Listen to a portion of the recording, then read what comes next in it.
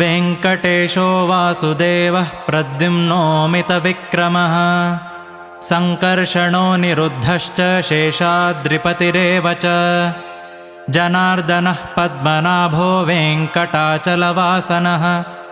सृष्टिकर्ता जगन्नाथो माधवो भक्तवत्सलः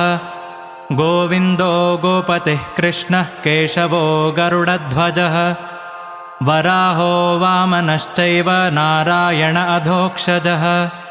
श्रीधरः पुण्डरीकाक्षः सर्वदेवस्तुतो हरिः